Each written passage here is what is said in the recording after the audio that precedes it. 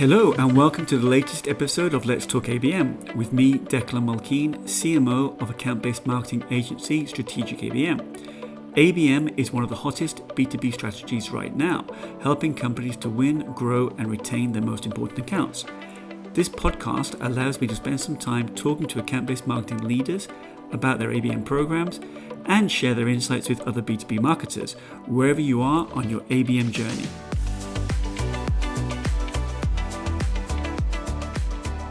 So today I'm joined by Bev Burgess, Senior Vice President and Global ABM Practice Leader at ITSMA. Bev, thank you so much for joining us. Thank you, nice to be here.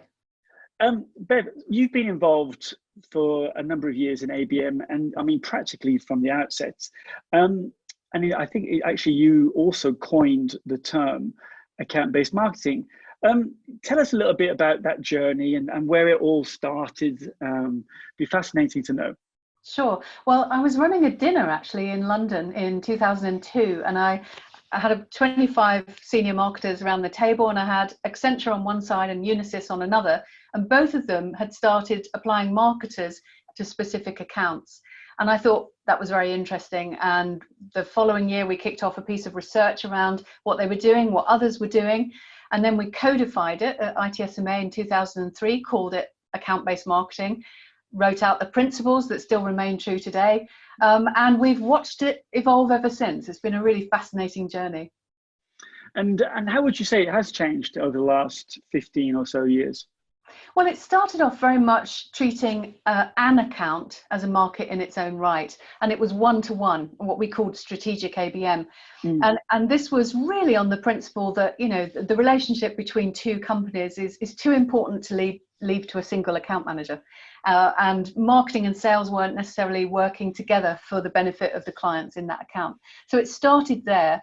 And over the years, as people realized it worked, they said, well, we want more of this, but you can't have any more resource or people.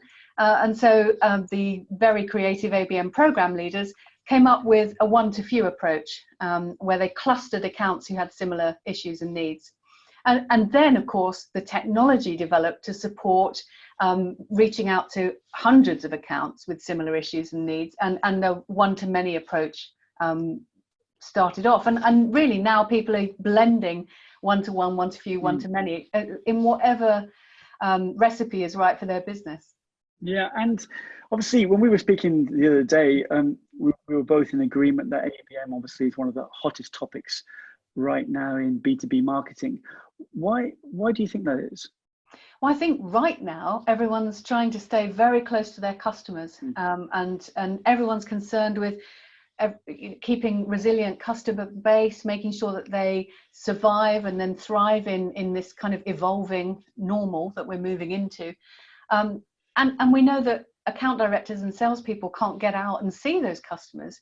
No. So more and more support is being asked for specific accounts. And also where you've got field marketing teams that did big events, you know, they're not doing that anymore. They're being redirected into account-based marketing type activities. So ABM was already exploding, and with the pandemic, it's become even more important. Yeah, I think I would definitely concur. We were having a bit of a joke the other day, and you were telling me a story where you saw that a conversation you had with some senior executive. They said that they didn't really see you as being like a marketeer. and you were relating it back to there's a certain type of marketeer is required to actually do ABM. What kind of skill set do you think is required? Yeah, I think we were talking about my time at Fujitsu, where the finance director, we grew the part of the business I was in using an ABM strategy, but it was broader than that. It was, you know, an investment strategy focused on the accounts that mattered. And he turned around and he said, you're not like any other marketer I've ever known. And I think the things that we find ABMers need, as well as that kind of end-to-end marketing knowledge, they need commercial acumen. So they need to be able to understand the levers of a business, how it makes money, how the client's business makes money. They need leadership skills. They need to be able to bring together parts of the business for the benefit of the client. And I think they need quite a bit of gravitas and facilitation skills, because they need to be taken seriously by an account team or a sales team, and to be able to sort of challenge the thinking around what's best for that customer and how to create that sustainable value. And that probably links nicely into how you were defining ABM before as being part of the business development value chain. Yeah, absolutely. I think historically, I've worked in marketing for 30 years. I've also worked in sales and I've run businesses. And the classic thing has been in B2B that, marketing are over here doing something important and sales are over here trying to work with specific accounts. And they look at each other and say, well, how are you helping me? And what I love about ABM is it pulls together both of those sides and they work together for the benefit of the company and the client. And a CEO I know said to me, I think the beauty of this is it's one business development value chain. It's not two functions working separately. So in essence, ABM is actually more important than sales or marketing. I think so. And this is where maybe marketing in the title was not such a great idea back in 2003, but it's certainly Accenture was using client-centric marketing. But we've seen some companies like Microsoft start to call it account-based engagement. And I think, that's where you're bringing in customer success. You might be bringing in CSR, anybody that can help that client. And so you're really looking at how do we engage as one business into another? And that you might say that's the job of the account manager. But I think, it's also the job of marketing, often to be the glue of the business and take a broader view and bring that all together. Yeah, and I think just touching on that point, I saw that Adobe are referring to it as account-based experience, which is kind of on a similar level to Microsoft. So digging a little bit deeper into ABM, where do you think people go wrong when they start off on this ABM journey? That's a great question. I think thinking that it is just a marketing campaign actually is just totally wrong, because it has to be done in partnership with sales and other parts of the business. Also thinking that you can buy a shiny technology tool and think you can do ABM, that's wrong as well. And people come unstuck with that. So sort of trying to do it on your own, trying to do it just with applying technology, that doesn't work at all. And I think it's when you lose that momentum with sales. So you might start off with a good buy-in from the account team or sales, but they lose faith if you haven't got any quick wins, and you're no longer working side by side. I've seen people come unstuck with that. So those really are the main things that can probably be boiled down to the fact that it's a strategic growth initiative and you need that kind of alignment. So when you look at the kind of the work that you do in the consultancy work with various clients around the world, what can you say they have in common in terms of a successful ABM program? Well, that's interesting because we did some research last year looking at how program leaders who are pretty sophisticated, so they're 3 years plus into their journey, how they've got to the point where they're expanded across the business. And they're covering a lot of accounts, and they are seen as part of this, business development value chain.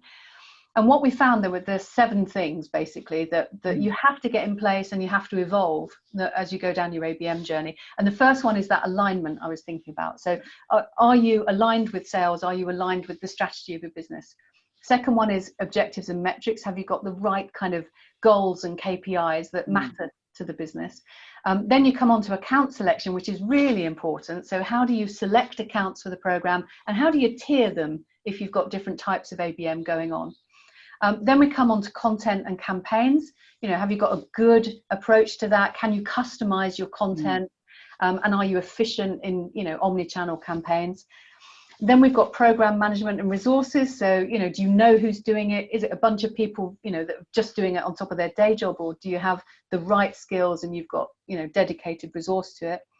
And then 2 related ones. The last 2 are, have you got the data, analytics and insight you need to create compelling ABM propositions and campaigns? And have you got that technology infrastructure that allows you to run it all efficiently? So 7 things, basically. And leading on from that, actually, obviously ITSMA have defined, the 3 R's as being, 3 key strategic metrics: reputation, relationships, and revenue. Now, obviously, most companies are always focused or primarily focused on revenue. What do you hear from the C-suite in terms of the importance of reputation and relationships in an ABM program? Well, you're absolutely right. And I think this is a bit of a mindset shift, because marketing's always been seen as the engine that generates leads, and then where those leads go, who knows. But what I find, particularly at the moment, actually, is that reputation is increasingly important, because how you're handling your business in COVID, how you're working with your customers, keeping your own people safe, helping your customers stay safe and resilient, that seems to be more important than ever, actually. And I think we'll look back on this and say, well, which companies handled themselves well, which were helpful to us as customers. So that's been increasingly important. And the relationship piece, what I've found, and I've actually just written about this, have a book that's come out in March on executive engagement. And what we're seeing is increasingly complex B2B purchases. You have to get to a very senior level to get those signed off. And of course, if you're engaging with the C-suite and you've got the right decision makers involved, it means you get access to the budget, they can accelerate the sales cycle, and actually they start shaping the solution with you. So it becomes more likely that you're going to get an interesting opportunity. So the strength of people's relationships and who they've got those relationships with has become more important. Yeah, and obviously you mentioned your book there, Executive Engagement Strategies. Funnily enough, I have a copy here on my desk, which I'm halfway through at the moment, and it's I think it's obviously it's a great read for anybody involved in sales, anybody involved in marketing, and the point that you just touched on there, the importance of reaching that C-suite.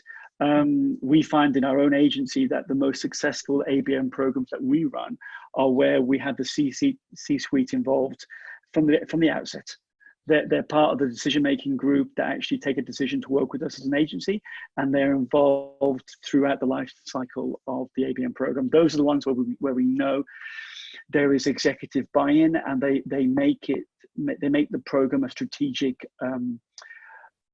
of strategic importance for their organization. I think that's really, and that's one of the messages I think I've been taking from your book as well. ABM. What does ABM look like? I mean, what does the future hold? What does 2020 and beyond ABM look like? Well, I think when we brought the book out in 2017 on ABM, someone that I really respect, Professor Malcolm McDonald, said, this has the potential to revolutionize the way we do marketing. And we all sort of looked at him and thought, well, that's interesting. I mean, he's 80 something. He's seen things come and go, but he had a really firm view on this. And over the last couple of years since that book came out, we've seen more and more people applying ABM principles, even to their demand generation campaigns and so on. Yeah. And then, as I said, COVID hit, and people were redirected to do more ABM type activity. So I think actually that what he predicted is actually happening. More and more business to business marketing is becoming ABM. So you've got kind of vertical marketing taking a bit of a one to few or cluster type ABM shape. And the kind of offering campaigns we used to just, chuck them over the wall to a list of accounts. That's becoming much more nuanced and much more based on insight on those accounts and who's in market and ready and showing intent, and then much more customized messaging to cut through to those people. So even at that scale, ABM principles are influencing the way we communicate with customers and prospects now. Yeah. So I think that revolution will carry on. And finally, Bev, what advice would you give to any company looking to start with ABM? I think the key thing is spend the time on research. What is the right ABM for you? If your deal size is in the thousands or tens of thousands, you're probably not going to want to do one-to-one ABM. It's probably a one-to-few, one-to-many blend that will work for you. Whereas if you've got, a few hundred customers around the world that are the bulk of your business, and they're contributing millions every year and could contribute millions more, then maybe one-to-one is. So work out what the right strategy is for you and what you want to achieve from it, and then everything else will kind of flow from there. Bev, great advice, Bev. Absolute pleasure having you on the Let's Talk ABM series today. Thank you so much for your time. Thanks very much. Thanks for having me on. Bye. If you enjoyed this episode of Let's Talk ABM, be sure to subscribe so you're notified when a new episode is posted. Feel free to rate and review this podcast. Thanks so much for listening.